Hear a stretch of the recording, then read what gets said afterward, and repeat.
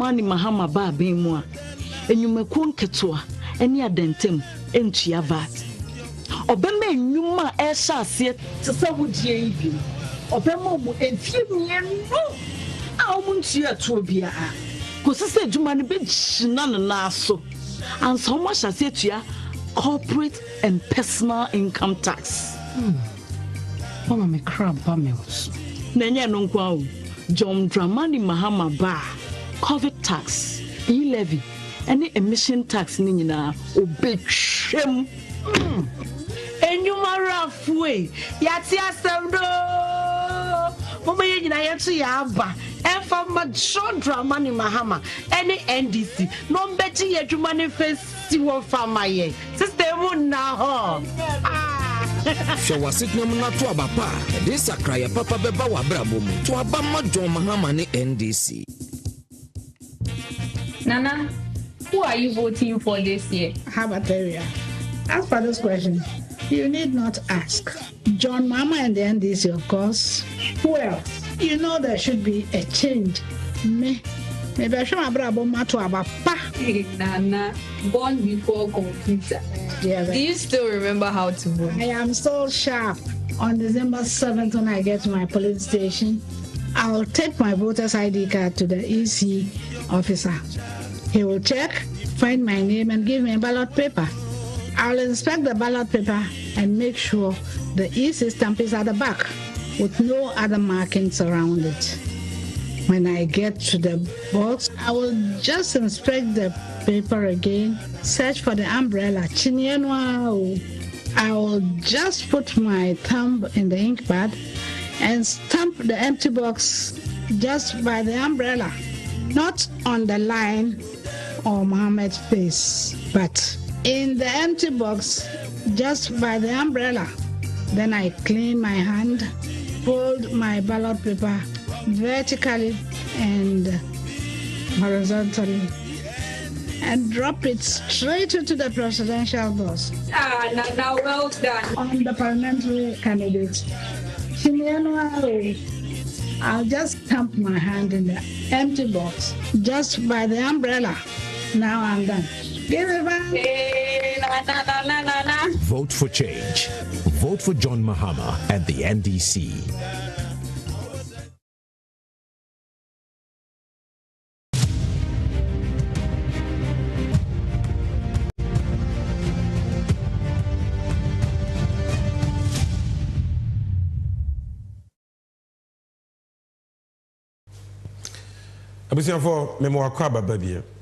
This is NDC360. Now, often you do see a moment of truth segment. No quaremre. Here, like the name suggests, we serve you with the truth, the whole truth, and nothing but the truth. I don't see to say the medical chumuno. You know about the komo. Afa katasheshe green proye kankan ene krono akesia aban oti akonwa suwe a ora akufuado ne na bedi akiriba wo miadano edi oman Ghana na aha oman Ghana mpuntuo atwe oman Ghana puntuo akonachi na de ahokyira yehu bida ababeto yenso obekasa di ntine ne ye kasa about corruption.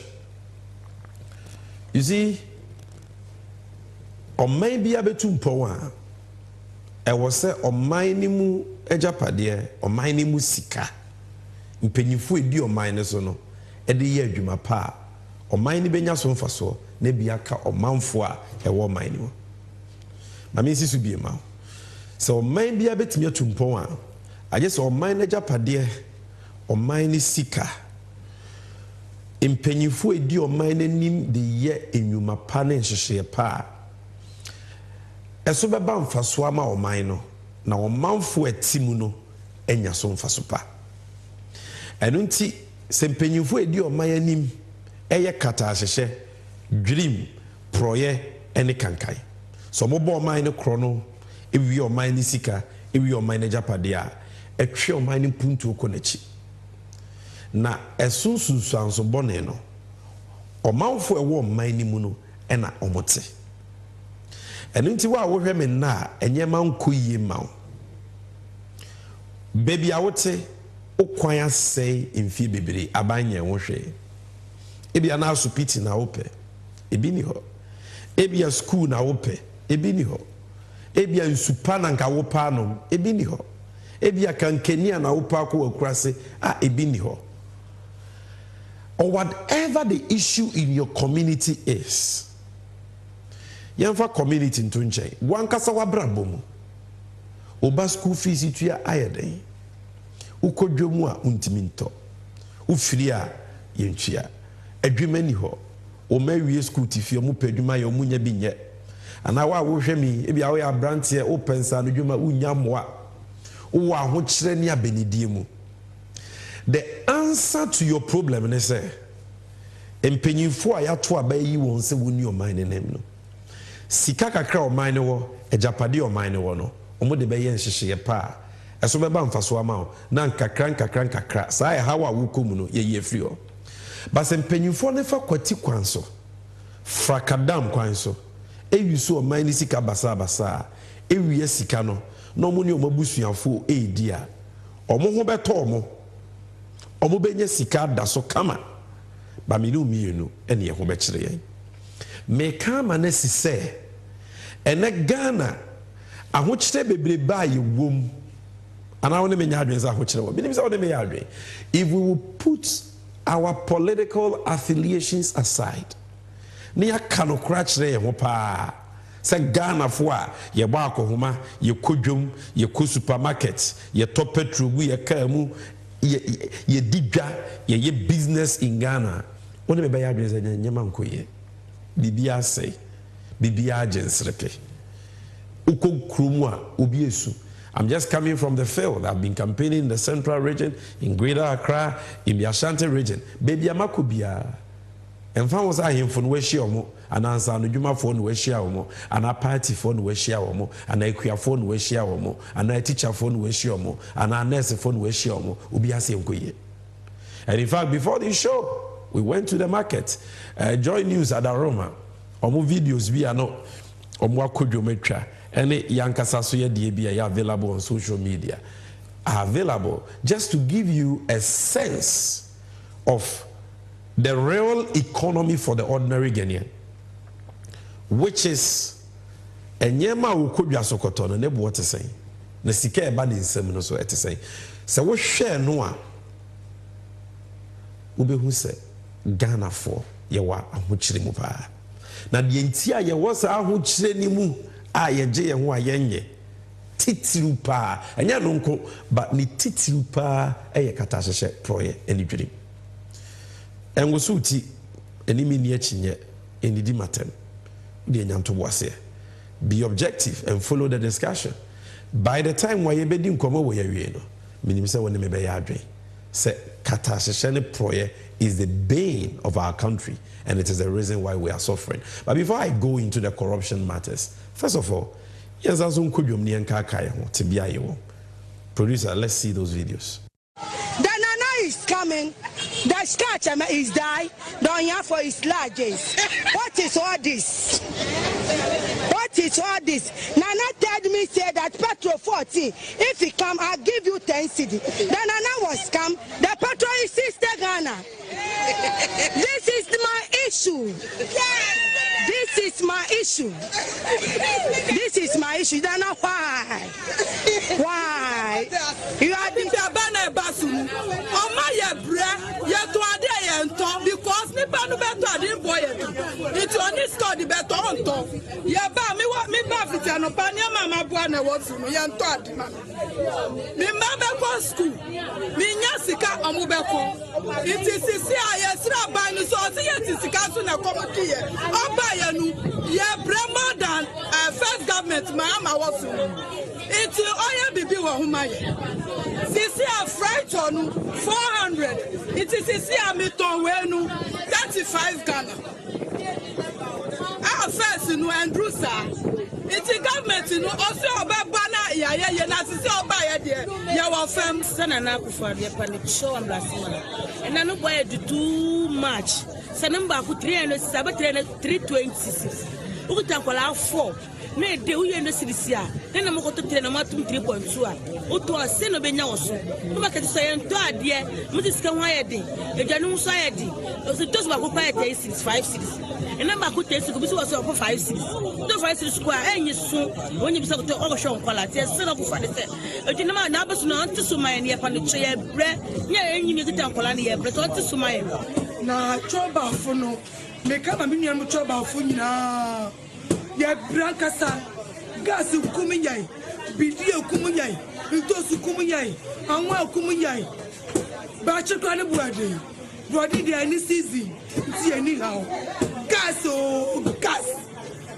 kum choba fo na ya me no eya mi nua so choba ni sese anuama ni nyina boa ye din wodwom ha esan lorry phenomenon tumuti ni ma ni nyina ye boa ye din se fa ni dollar garlic na ye fa ni se ya ti me fa bi o ton kra ye nto esan se ni boa ye din enti ye pa aban no mo cho no mo hwe ma ye kakra na ye bre wodwom ha dodo bibia boa ye din wodwom ha sese ameko green bottle nu eye 20 ni 22 ni 90 first nu 15 million po ye nton bi 800 7 million 5 million sese ameko bagi kotoku baaku 50 million yenton bi da se meko kokko boa ye dia 10 million green se ni boa ye dia 4 million 35 ne enne nyado boa ye din meko boa ye din nkruma boa ye din yentumi ye ehu hwi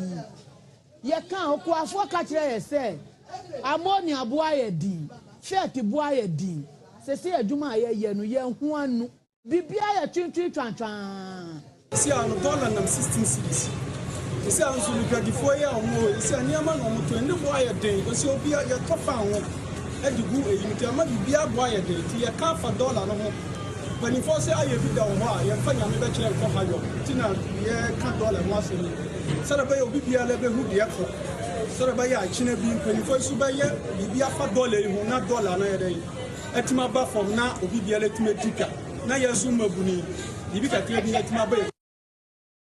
The nana is coming. The scratch is die. Don't have for his largest. What is all this?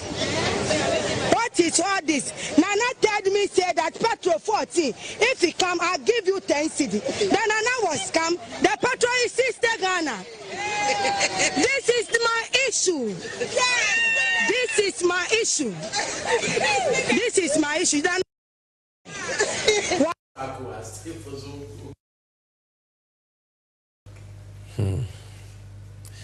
Yeah, so I just play these tapes to you. Senebeya, Ubehu say, Enya Sami Jenvi na ekasa Ghana yedin. The odadi jemuno enenim sineshishinefa. Wa wo hwemi wunim. This is just the accounts and the story of Adetonfo, Edwedifo, Omone Kotobeton. And so they feel it first hand. Omo mokasa ni ishia omoda. Ebi kura minimum political parties omo join. But omo ka Ghana sem, omo ka omo asitine mwasem. This is not partisan politics. And I'm sure you too have your story. To someone, a doknobo, to be a petrol, to be a dollar, to be a safer. Adia will be a 10 times worse than what it used to be in 2016. And a buying way. Born to us, to Abama, near to Abama, or better so. But as I'm going to tell you, I'm a person with 2 agencies in the say. Some would say we need a cabanasa. Medical one who say the amount which I know yes, she will mind bimuno or mind be a muno. A 20 beer, nay, I dear back on Catasician project because of painful dear minor so, and you saw a manager Padian your mind is sick, Quampaso, and fine yenye, my padio bruni friend investments. No more dealing funyafu. Yes, he cannot any of Mobusian for Kocha or mount for bread. And I'm going to demonstrate to you, say, I want you to ye in this banesa. It is unacceptable sɛ Ghana for ye bɛkɔ saa ahokyere wei mu because since Ghana bɛtɔ hɔ ma ye bɛyɛ ɔman aban aba aban kɔ aban aba aban kɔ but aban bia ni wa na breso wenye sika te se ɔmanpanyin Kufuado ne na bedi akyiri bawomia any MPP aban we from 2017 to 2024 omanya sika cha aban bia impo aban ni nyina put together from Nkrumah Kotoka Afrifa Akufo Echampon Liman JJ Rollins Professor Mills awanya ne ba bi ko ABC ya papa kofo so John Mahama odi omunyina sika omudi eba won abansem ma omudi bu Ghana omudi ye mpuntuo omudi ye tu adwumayefo ka di omudi rane oman ni nyina odi sa sika ni nyina kabomu a enru di ba womia ne Akufuado anya wonfie nwotwe mu yewura President John Evans Atamel sa wanya ne baby ko nyamemfa ne kransie oni ya papa John Mahama in 8 years 2009 to 2016 sika eba wonsem wona bansem momodi chichire oman the friend total resource envelope na ye sika 271 billion cedis 271 billion 271 billion ubeje di say Omanpenya Kufuado ne bawomia omu 8 years nyanso ye but they have gotten more than 1.2 trillion new Ghana cedis not old Ghana cedis Mills ne John Mahama 8 years 271 billion bawomia na Kufuado over 1.2 trillion new Ghana cedis more than times 5 what Professor Mills and John Mahama got enti omodi yesenka omoye omadwe so obobe ye omani ya enkomanya husika why because ye papa Mills ne ye papa John Mahama obabreso Ghana oil na ma yisika no na ye one oil field pe Jubilee Fields but President Mahama na mamuo papa ni investments oye yenti oko na oil fields no odi mienu abeka ho Sankofa and 10 fields inti ono beto baako odi mienu beka ho mane ye miensa Akufuado bae miensa no wa ni gina oil dodo ani ye nyanso na mamuo boni nti so oil no so atehwi by over 30% yen friend on tonche eba cocoa eba gold eba besia aban bienio mame ka besia ho asem kakra ncho infoni we am time we producer if you can do picture on picture I'll be happy for Ghana nya fa ho die 1957 amampenya hodo ma bedi akonwa mu ne guwa bebre no se wo calculate a omoye be se 11 ansa na eba bedru omampenya Kufuado so okay now from 1957 nya fa ho die osaje for Dr. Kwame Nkrumah be yo omampenyi eba besi John Mahama so 59 years besi Ghana boy na e car na e de as a December 2016 aye to abetia John Mahama ne NDC aban no na Ghana ye besia ya bone e car ye di nyina no e 120 billion Ghana cedis 120 billion Ghana cedis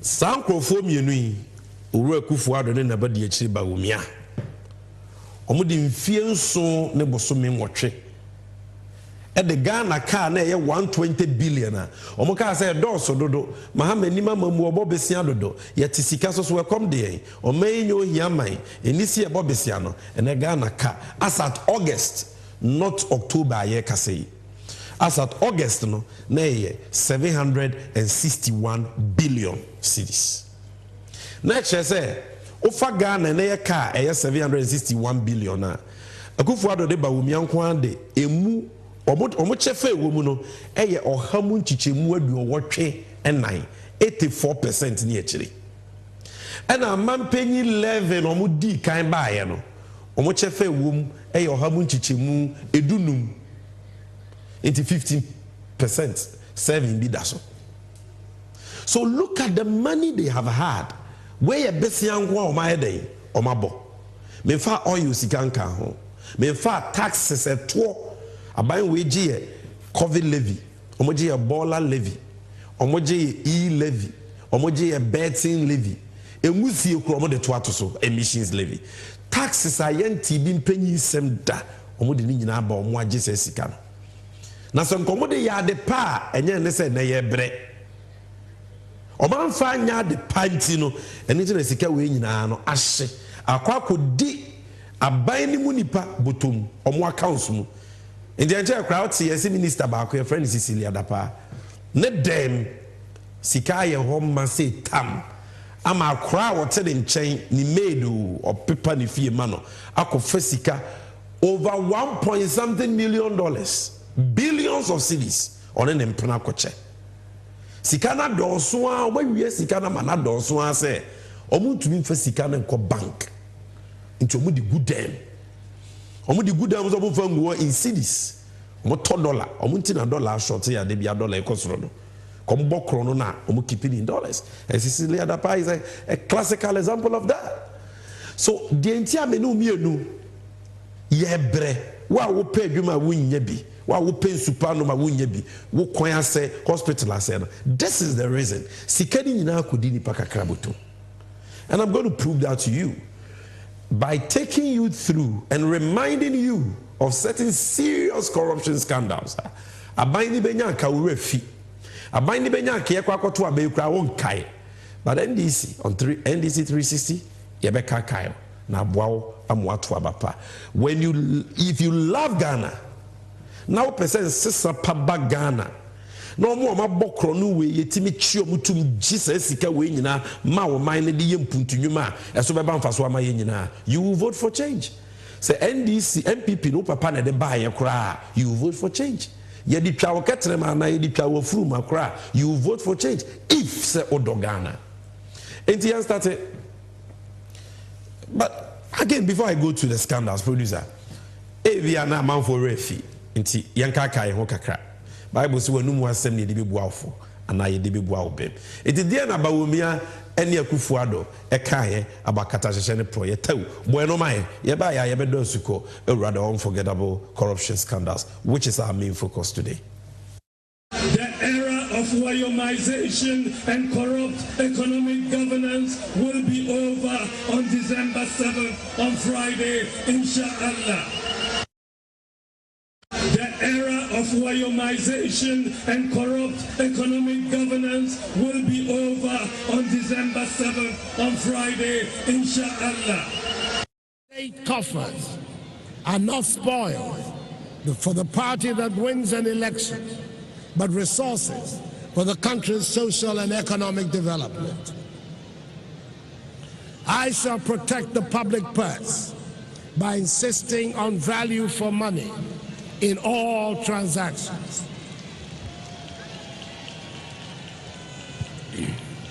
Public service is just that, service and not an avenue for making money. Money is to be made in the private sector, not the public, and measures will be put in place to ensure this. Was your pocket man pro until she say I was here kakai. What's here bawumia? So the era of Wyomization and corruption will come to an end. NPP bakata sene proyedie omonso soso. Omampenya kufuado ose wo pesika anya na abemu. See you say be sumo maya we your mind no somfo enye sika na oba say wo bepe. Nti wo be bo o my Ghana isika ho ban. I will protect the public purse. Enti insema o mokan ye ni nyina no ekosi say edie na yehu in the last 7 to 8 years. The edikai in 2017. Obuzian for her amame. Mo be kaya Ghana ejapade fanwo oil a ne bo eden na sombo mai a na wo bust asoya o madwuma ne se o motofa anwo de sie ema o man no na Ghana kwa anwo yehia mu a omo de sa fa anwo ni bi abedwa so very strategic stocks sene be your minor enkwa ho yehia mu omo de Ghana sika koto fanwo oil 5 million liters liter bia ye akotoa baako ndi hwe oil akotoa baako saa 1 2 3 mako saa 100 mako saa 1000 mako saa 10000 mako saa 100,000 mako saa 1 million mako saa 2 million mako saa 5 million oil akotoa saa o a good tank mu 5 million liters worth billions of cedis.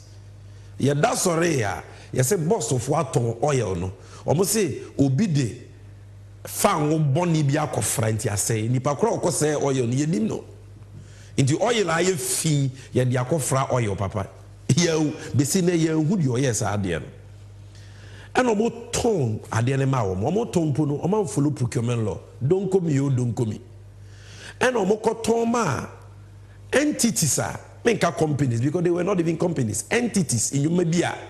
Samreno, no mudimpo ni abai cratchy penny kratem, dear friend and registrar general.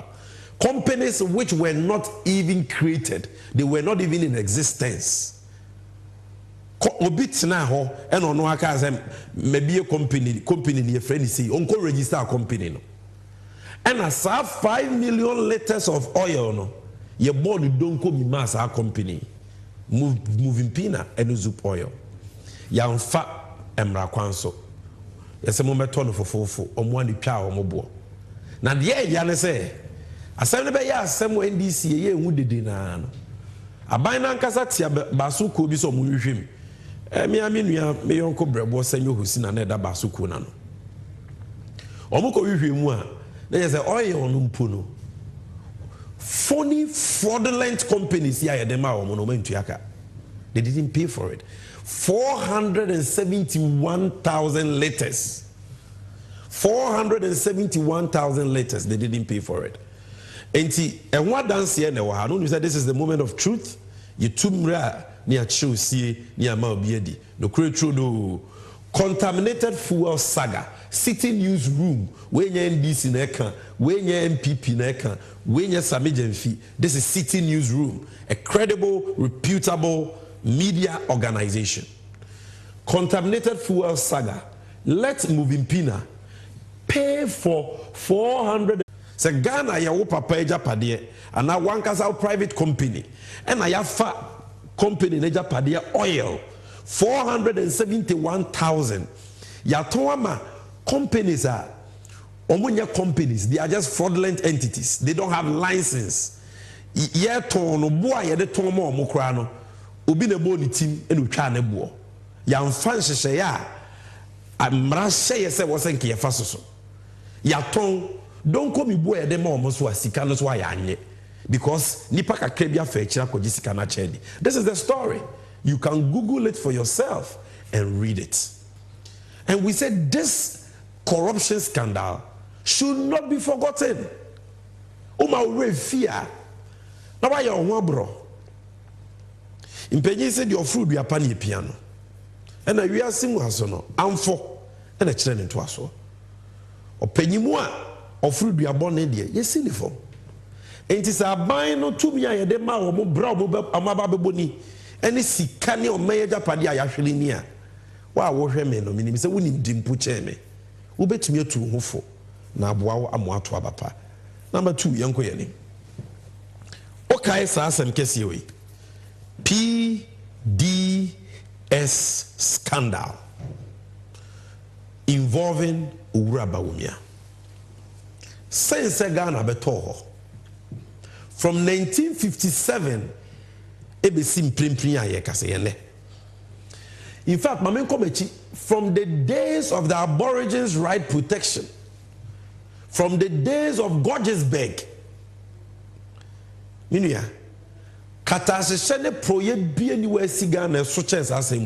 PDS is by far the biggest corruption scandal. Why?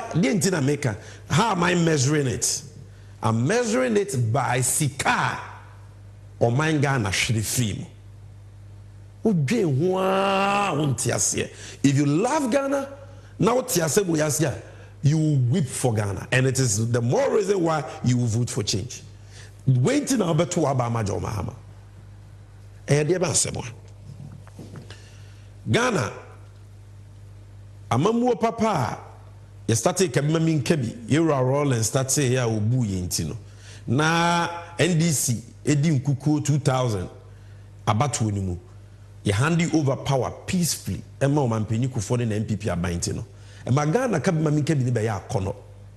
Tiwia sing in a pay asset. You may hear the star of democracy and of the West when it comes to West Africa and in fact Africa. In the Maya starting yamwa for America for any amama in Bibri.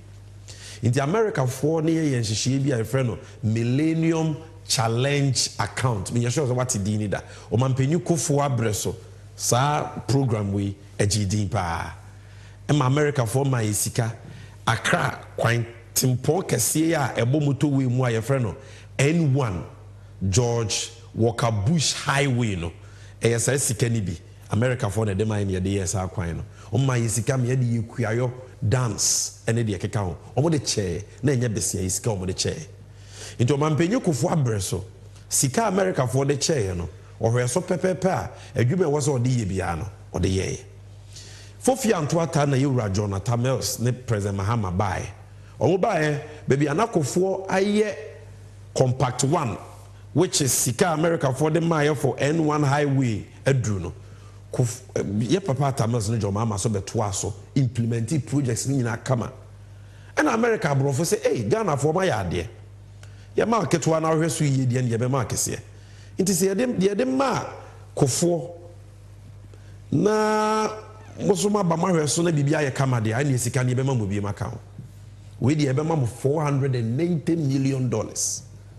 Almost $500 million.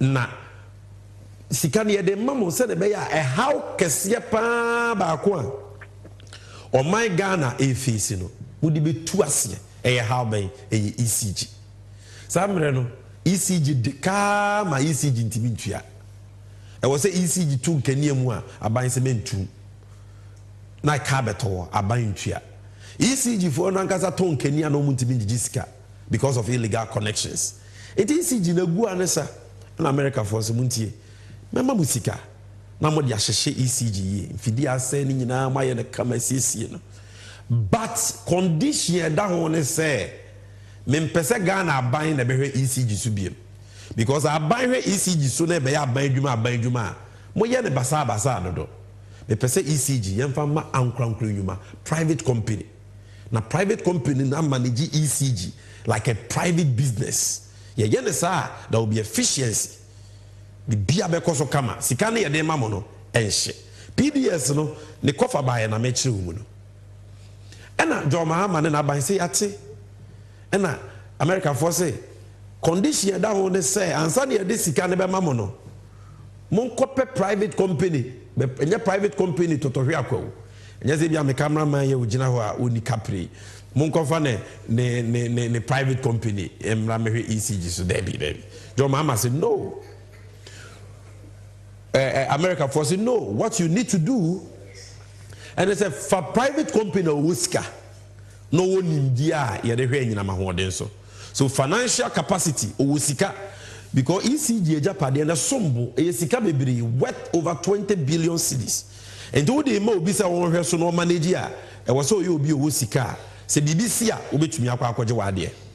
Na probe your own India when you know no ECG so. And then my president Mahama fiti ase a private company. My yenya private company be a friend of miracle. Ah ye won krata sem nyina wie ya ka ye di ECG mano. Nanka America fusike. Private company ni aban ahwe. Ama ye de wo se ye de ye to dum so ase ya solve power crisis ECG gina na so. Ani ye to aba na NDC position o mampenye kufu adobai. O mampenye kufu adobai a o say John Mahama or you're not doing say or the private company in America for say and for ECG man no. Ghana for chefe wom 20% pe. Ubroni chefe wom 80%. enti memi akufu ado de mempene sa me pese sa private company no Ghana for chefe wo me 51%. Hey, and yes I asempa se Ghana for betumi anya chefe so de a no betumi aye adwuma na ya asempa de hia ne se wo be fa Ghana for a omo meet two conditions America for them aye omo wo nimde technical capacity omo experience. That's the technical capacity. No more sikaso.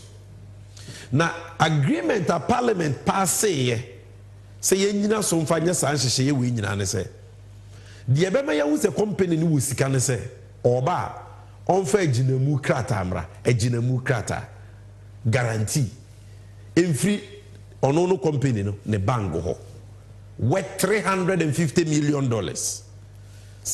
because bank bi be ma say aginamu krata na che say wo sika e da bank ho because aginamu krata na kire say wo ajapade na ye de ma no be ye ne basa ye be call bank wa kwaji sika bank na di aginamu say asemba wo bitua and bank no so ni aginamu kwa aje say wo company no wo sika ho and a parliament for years she say go and bring a bank guarantee of $350 million na ECG emfama.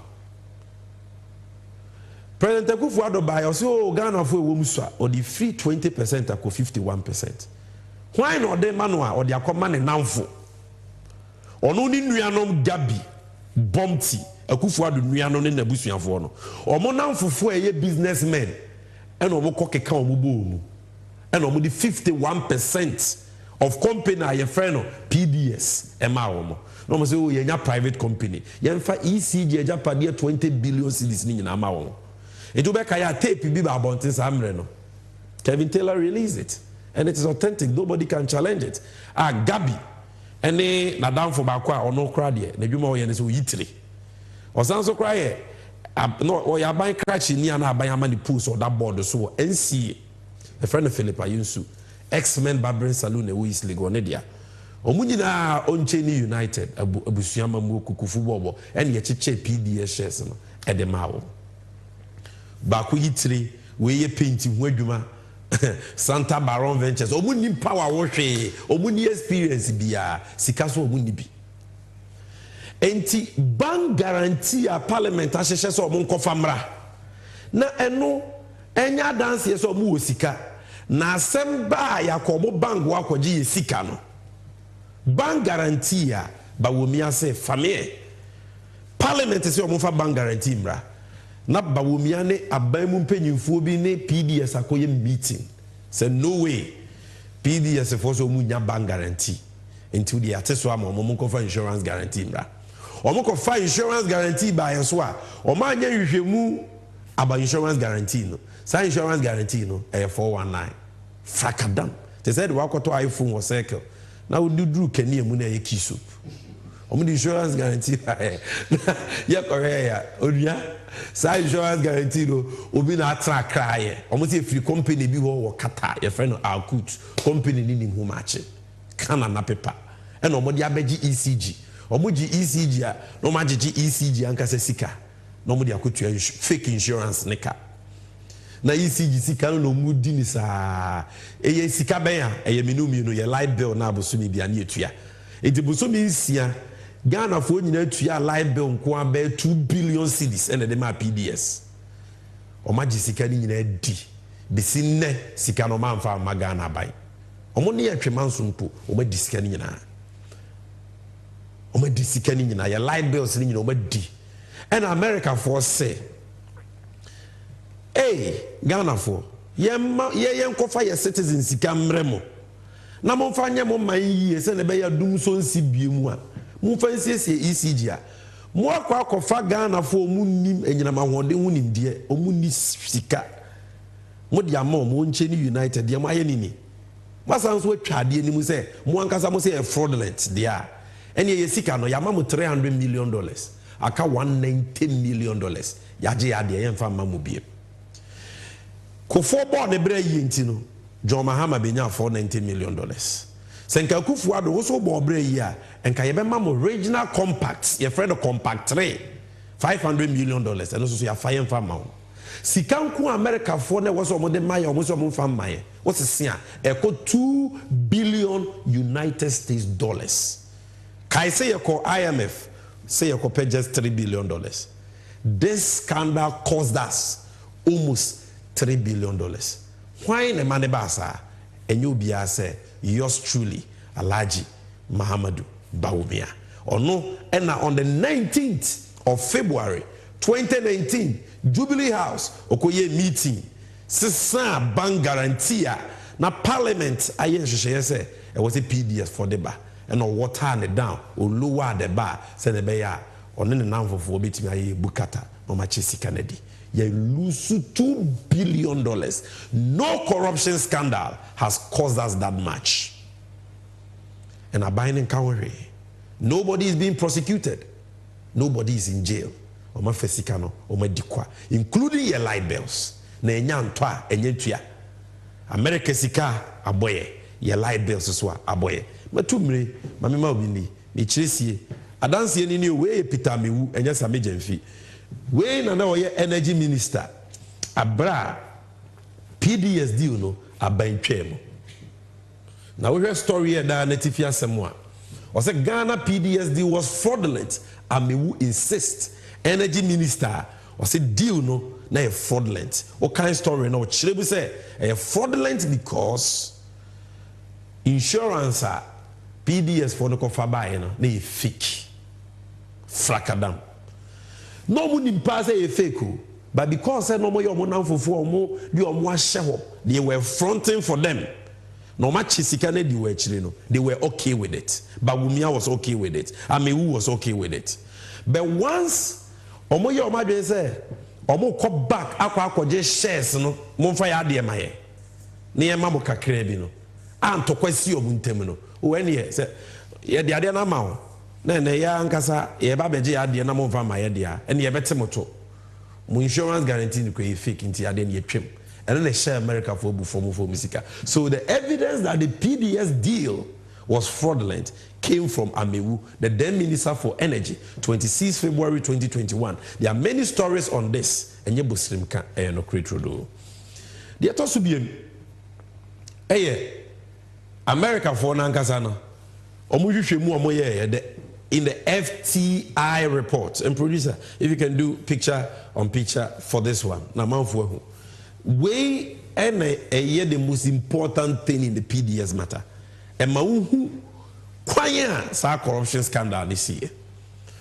And this is what it says. So on Tuesday, February 19, 2019, a high-level meeting at Jubilee House where a consultant, or a Bruni Abronfo company, FTI, America for a file almost PDS as a name. This is their report. It is in quotation marks. So you can check.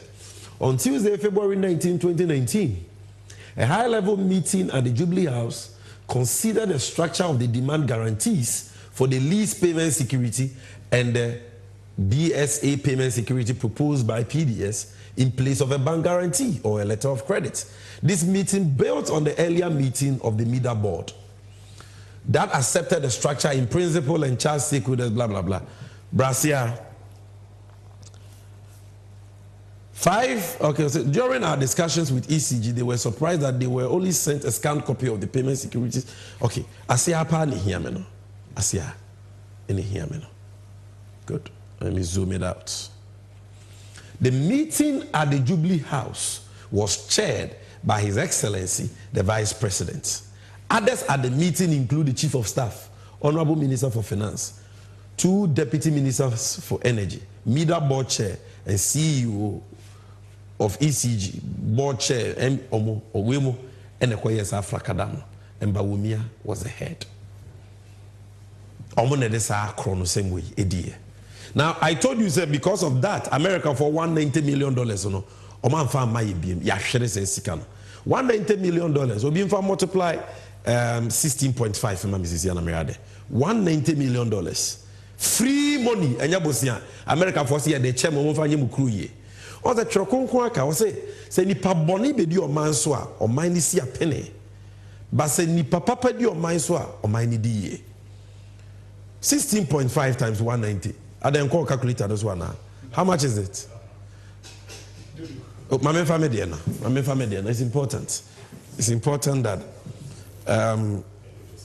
16.5 times 190. Good. You are talking about 3.1 billion Ghana cedis. 3.1 billion Ghana cedis. Shakwanya says we bet me aye. She suku, she hospital. She dienke bet me aye abwa ECG a kadum so kra na yentibi da. Sikano America for so ma for ma de. Why? Because in penyufo edi so America for na hu say omonya nokwafo. Omoye kata se dream proye chronofo. They've taken their money. This is the story. PDS scandal. U.S. shuts down $190 million compact with no immediate plans to work in Ghana again. Almost a Ghana problem mahabim. It wage on my man. I shall say, Moyan and one number 2 Abamanoa, or Bekwa Kubunku to be. No one could America for natural. No more Disikana Maye near the Ababi CC ECG. Akufu Aduntimisiwa. But we no boss our cronu no untimisiwa. It is only a new precedent. Maybe America for be hunimobo. No more discanamaye. This is why you must vote for change. Look, Mesauso Mahu say, and $190 million we lost over $2 billion. And what does he IEA projects, IEA Institute for Economic Affairs. Omunya NDC for we cry the old can Jimensa ni kunudia. Mami Jimensa already easy so na down for the MPP for no. Ni kunu. And IEA, the Institute for Economic Affairs projects $2 billion energy sector loss after PDS saga. What kind of story now? Despite the cancellation of the remaining amount of $190 million under the Ghana Power Compact, there is also the cancellation of the concessionaire, which amounts to $580 million. Tifa 190 bought $580 million. Ghana was also expected to benefit from a regional compact, which amounts to $400 million, and also Suyalusu, which has also been cancelled. And then a World Bank facility project, which is related to the energy sector, that amounts to $500 million, has also been cancelled. If you add all these up, we are losing close to $2 billion. This is this is what corruption does to a country. It destroys faith in that country. $2 billion. Your country no or minus you say yeah you call IMF or say you copy bosia. There is $3 billion. And umpono omo de maya sope. We free money. We anya bosia free money gone down the drain. Na waka say okoto aba my MPP. The atoso mi ansa yanka kai ho. The third unforgettable corruption scandal. We are just part 1. So when I say about all the corruption scandals, we'll just do about 5 or 6. Then we'll continue next week. Ejapa, okay, $14 million. Yeti Kromwa, the same Chebi, Ufuriata Adodankwa family cabal. Almost by a friend Ejapa royalties. Almost Ghana, you go that you two royalties in Yano, Yadema company beer, ya register no bruchino, where you trying to crack in a tax haven. Na company no mumko investi sikane maye na yakoje bosia just is adiamunrai. Ora matena mi du kohwehwe mu a sa kata hyehye proya ye mu ma ene na mane ka se Akufuado oye wowo mame prime wowo a friend of primary no or the mother serpent of corruption inti cobra ne mame ankasa ne Akufuado e bakata hyehye ne proye matena mi du ono ane ka first special prosecutor okawie ya no resign here because according to him no mo penakuno Ejapa ye okoteto. Will you believe say Ejapay Sikankwa Ghana Ashren wo enya amasu NDC adaroma yemra shebe dwafo adaroma Ejapa na amaso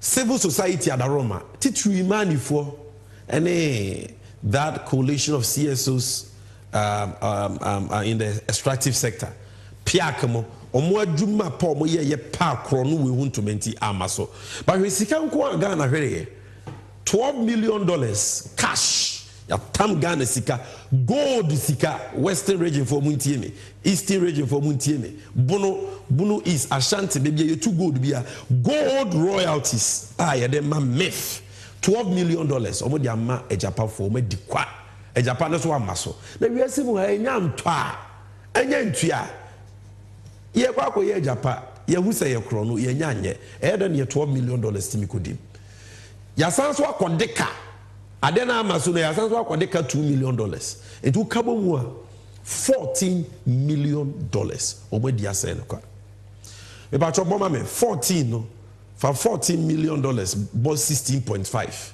near farmer Ghana cedis 16.5 times 14 ubenya zai 16.5 umame mbona wa say cameraman for omoma senye 16.5 times 16.5 times 12 times 14 good 231 million Ghana cedis titisika no 2.3 trillion the Japan ko edi no 2.3 trillion yo madi no en sika no ko he gabi o kire da ko ne law firm akufu ado ne ma menu aba no ne law firm $103,000 enya me na me kan yo kwaku ba ko eja kwaku Sergio Ramos defender in chief ono na downfall oni gabi ne corner kana ono ane ba bonte be kan gabi o kire da ko law firm pocketed $103,000 kwaku ba ko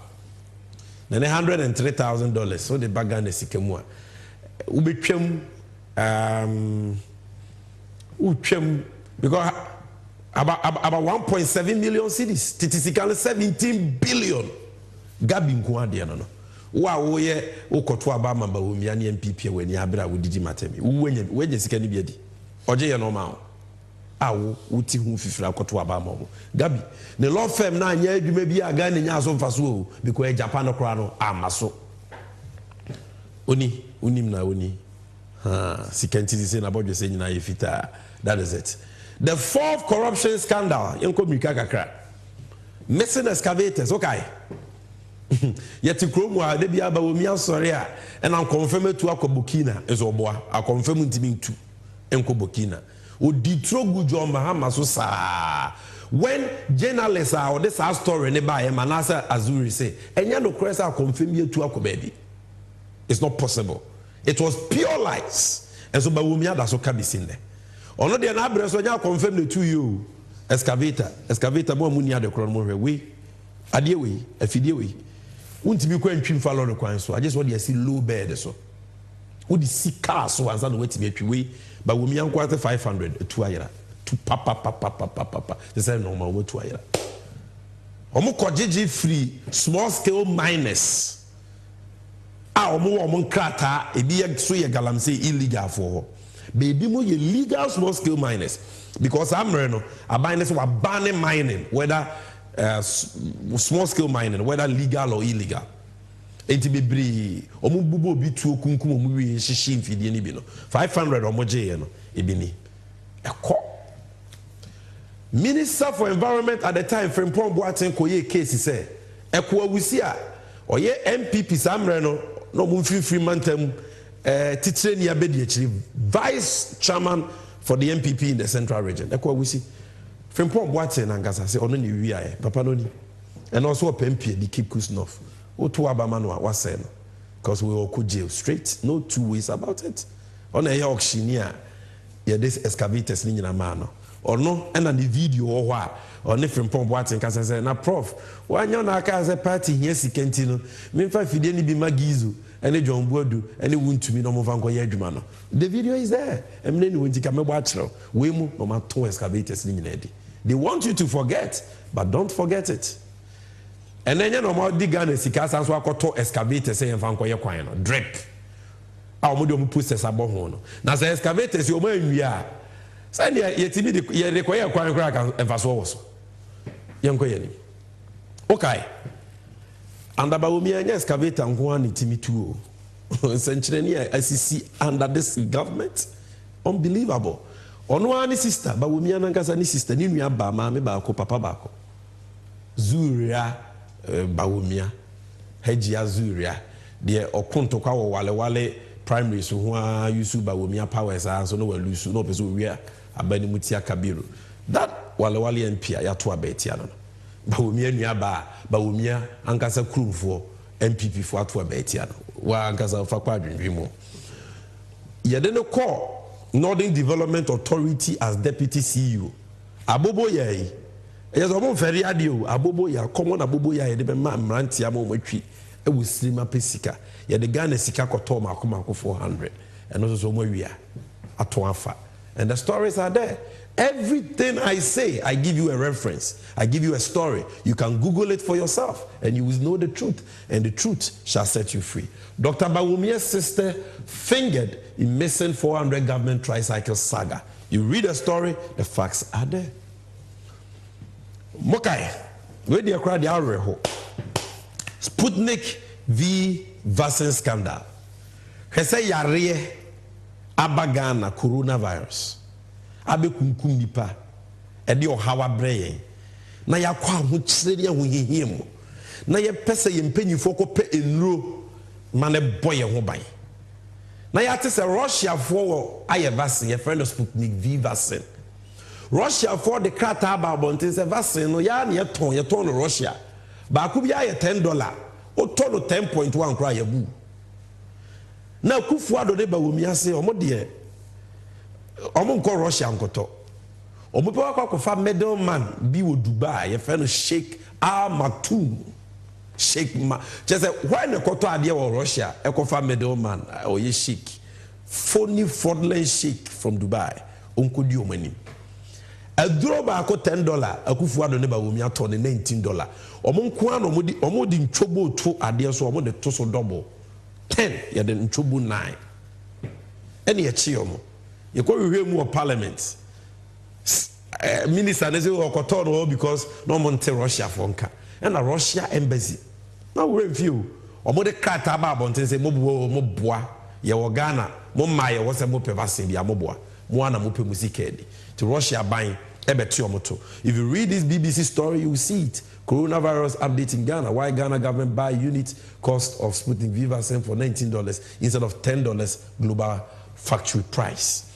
Now, what kind of story we saw? We say Ghana paid $2.8 million in fraudulent deal. We know.